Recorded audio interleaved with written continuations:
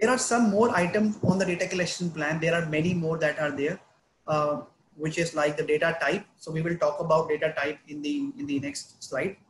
Continuous data or discrete data.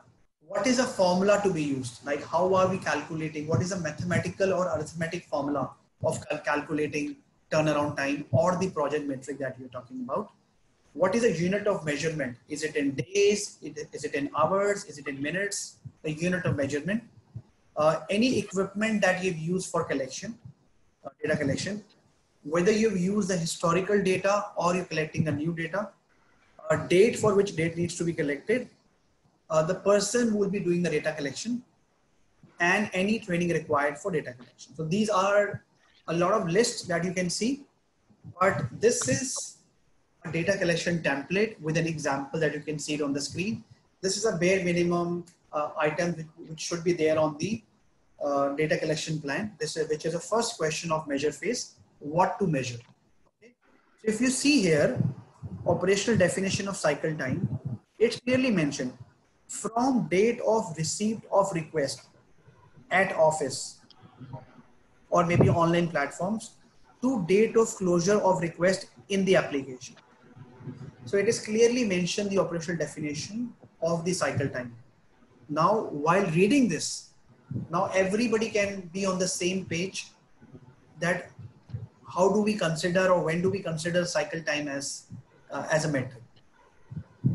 Data type, we will discuss it further. Metric formula, how have we calculated cycle time? So formula is date of request closure in the system minus date of receipt of the request at office. Okay, so that's how we'll be able to calculate.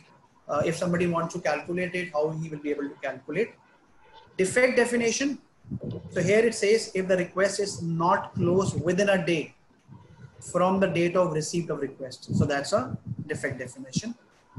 Data source, that how frequently this data is being populated or the data is being presented. That's a monthly dashboard. Frequency of report, daily, monthly, whatever it is. And the person, if in case of any data that we require, who is that person would be able to help us in data collection. So this is the bare minimum thing that we all need to mention it in the data collection plan. This is a template which you can use for the respective projects that you're doing. But these are the things which you should always there in the data collection plan. So I would take a pause for 1 minute and ask if anybody has any question, any comment, anything which he or she needs to talk about. Are we good with it? Yeah. Okay. So I think it was pretty simple, but yes, the intent is to ensure that everybody should be there on the same page.